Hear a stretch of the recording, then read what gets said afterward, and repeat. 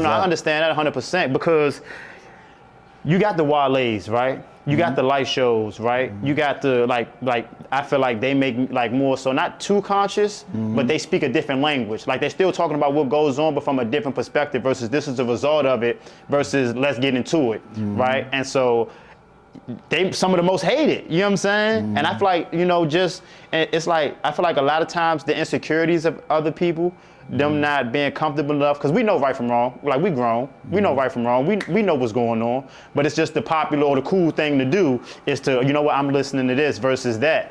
And so like you say, it's just that staying in it, you know what I'm saying, staying locked in, and like you said, you got the gift, it's gonna come. You know what I'm saying, you just gotta stay with it, because a lot of people give up for that reason. You know what I'm saying, I'm doing this and I know I got good intentions, but it's not nah, fuck that.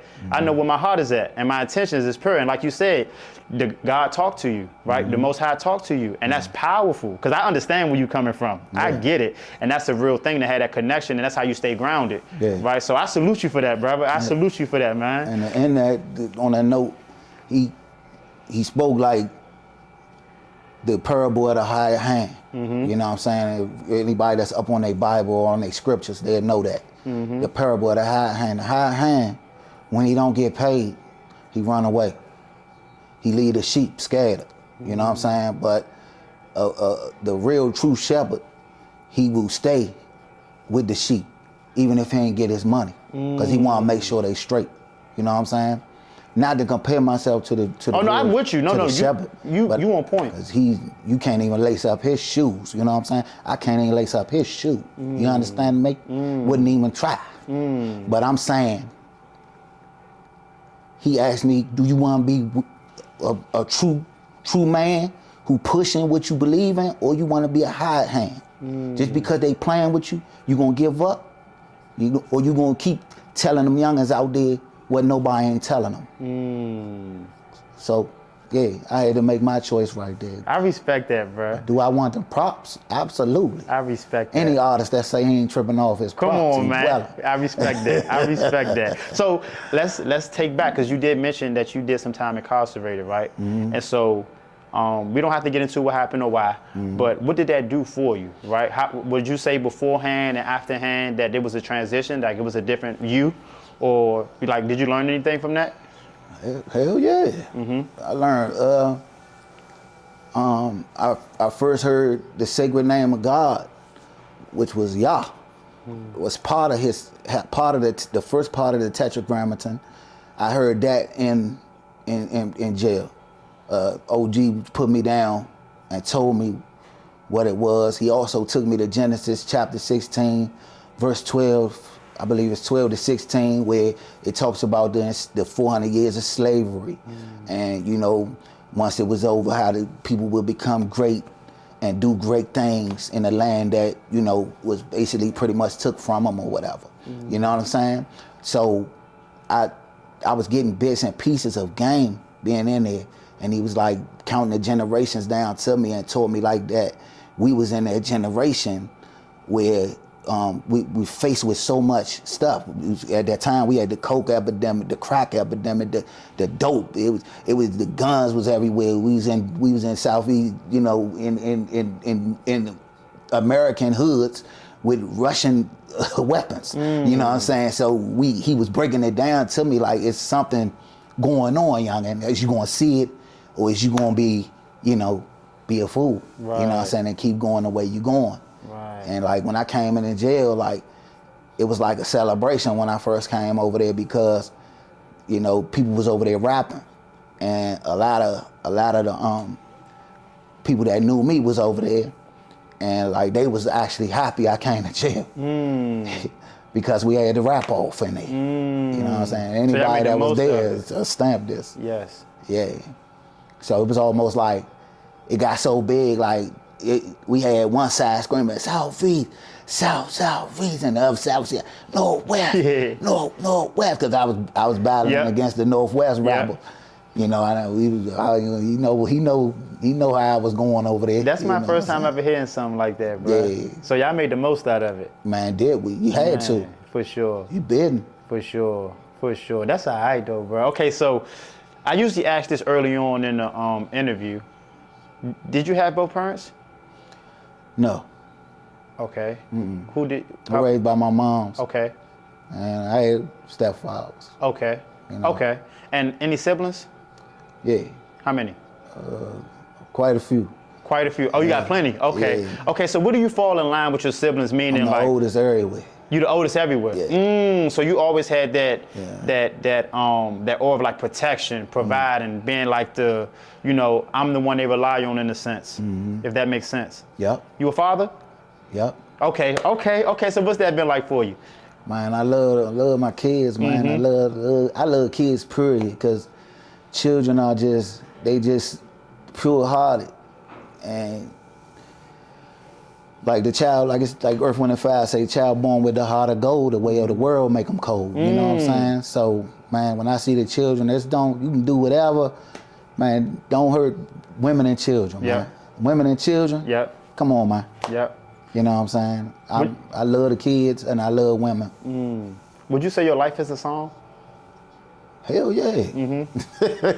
Cause I hear how you got these. I like how you do that. I like that. Yeah. Okay, so what did I want to get into? Oh yeah, no, that's what I want to get into. So let's get into your sound, right? The way you make music, because a lot of people that never been to the studio don't understand the process of making music.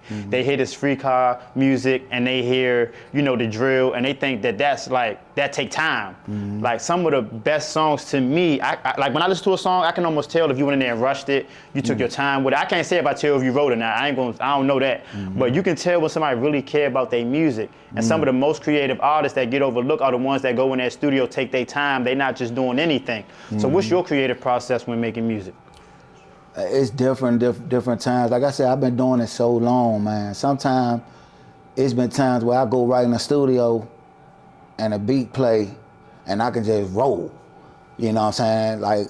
Like some people do, like, I ain't talking about like I'm step recording it. I'm talking about like roll right through. Like rap the whole 16 bars. No punching in. Yeah, sometimes it can go like that. But most of the time, I'm gonna put the pen to the pad, either whether I go in the mind and memorize everything and then, be ready and go in there and rap it, or I'm gonna put the pen on the pad and write it down and just, sometimes I just write it down because I love to write. You know what I'm saying? Writing is just therapy. Right. I could tell this is your sport. Like this is your passion. Like you really care about this. This ain't something I'm just doing just to do it. Yeah, so let's get into that, because somebody might see that and they might think that they can just hop out the gate doing that and not understanding that it takes time to get to that point. So what was your process before you realized, because you started young writing, right? Because anybody doing poetry ain't freestyling, right? So when was that point where you started recording actually at 16, so up until that point where you started doing poetry and started actually recording, you still writing this whole time, right? Okay, so when was that age or that point? Was it a time when you was just in the studio and you was like, I don't even gotta write no more. I don't even need this pen. Because you say you still do both, but when was that initial time when you was like, you know what, I can go in this zone and just off the dome? I'm gonna say when we recorded the album Live from the Bottom. It's an album out called Live from the Bottom, featuring Jay Whopper, right? Good man I grew up with too. He also from Southeast DC. And Shout out. yeah, shout out to Whop. And on that album, man, I just really was feeling it so much. I had just found out like the sacred name of God. I'm gonna say God so people can know who I'm talking about.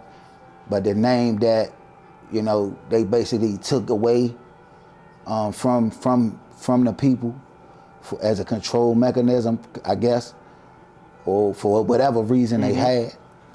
I had just found that out, and it was like a burst of power and energy came upon me. So probably I would say half of that album is not written. How old would you say you was at the time? I probably was like 30. Okay. Yeah. Okay. Like 20, 27. Okay. Something like that. So point being, you ain't just jump out the gate. You really up until this point, you writing everything. Yeah. And that's the thing. People act like writing is a bad thing. No. Like I feel like I feel like writing is how you really tap into that bag. Now, freestyling is cool too, but even if you just thinking and freestyling, if you writing, you might look at something and read it over, and you can, you know what I'm saying, make your assessments as you going about it. You know what I'm saying? And so I feel like writing is still like, that's a lost art. And that's why a lot of the music is microwave and dumbed down, because people just going in there trying to hurry up. How quick can I make a song? Let me show I can make a song in 15 minutes. That's cool, but all that music lasts but so long. You know what I'm saying? Versus you going there, take your time. That's why you got certain albums from back then where you could play it 10, 15, 20 years later and it still hit home like it's in that time. You know what I'm saying? Because people took the time to really cater to that music. Okay, so let's get into your taste a little bit, right? Who did you grow up listening to? Like, who were some of your favorite artists coming up? Man, Tupac Shakur. He definitely, left a stain on a brother's brain. Biggie, Pop, Face, man, all of them. Snoop. You know, I can't forget the locals. Los from Backyard Band. It's like that. Yeah. You know what I'm saying? And he wasn't writing none of that. He going in there ripping the mic. You know what I'm saying? Who else? I know I'm leaving somebody out.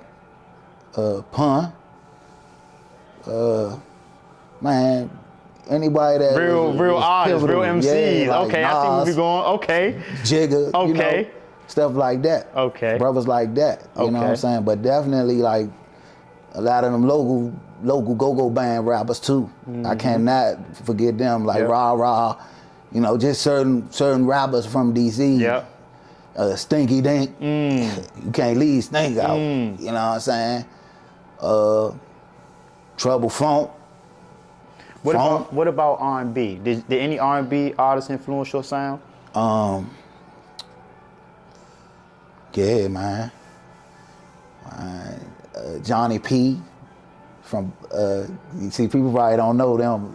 Johnny P. That Murray J. Blige. A lot of gospel singers. Mighty Clouds of Joy. Man, I could go on for days, man. That's what's up. That's a different type of list, though. Yeah. That's a different type of list. And that says a lot, too, about you, right? And why you make the music the way you do, because you actually came up listening to artists who really put that pen to that paper. Yeah. So it's like, I can't go in here taking this for granted because what you came up listening on. Okay, so... Kirk Franklin. Yeah. Oh, yep. Donnie McClurkin. Yep. I ain't gonna lie. Yeah, we all did though. That's the whole kid. We all did. Yeah. It's just, you know, as time goes on, it done changed so much we almost forget. Yeah. You know what I'm saying? What we came up on, because I used to sit around the house. My mother playing all R&B. Then I gave my uncles, he listening to rap. Right. And then sometimes it's a good balance. Like my mother loved Petey Pablo, artists like that. You know what I'm saying? So it was real versatile. But I feel like at a younger age, we had no choice for real, because most of the music we consumed was what our parents played, because we had CDs. It wasn't no YouTube early on to where we can go search what we want to listen to. It was what was played around us, not on the radio. Nah, that's what's up there. That's a cool list. I like that. Okay, so who are some of your favorite artists, if any, like your favorite people that you work with up until this point? Do you have any artists you want to work with up until this point? Locally or even mainstream, it don't even matter, anybody. I did work with Big Bub, that from the group Today, back in the day. That was like one of the first like major people I ever worked with. Like a lot of young people probably ain't even gonna know who that is, but he write a lot of the music that went platinum out here for real. Like he's behind the scene, but he had a group as well back in the day when I was younger. And to work with him, that was cool. I also worked with Wincy from the Backyard Band. We got a joint together called Something Special, and that joint go. When I did that with him, that was back in probably 08. I'm sitting here guessing like. And I work with any artist that's on what I'm on. Right. You know, I'm not gonna jump on a drill joint right now because that ain't what I'm on. Right. That's their lane. And I'm not gonna shun on their lane either. I'm not gonna go on them say what I'm doing is better or I'm not getting into all that. But that's your lane. But this my lane.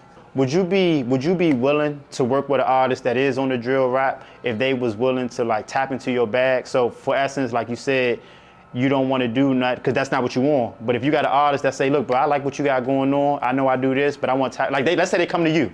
Yeah. Is that something you would be against?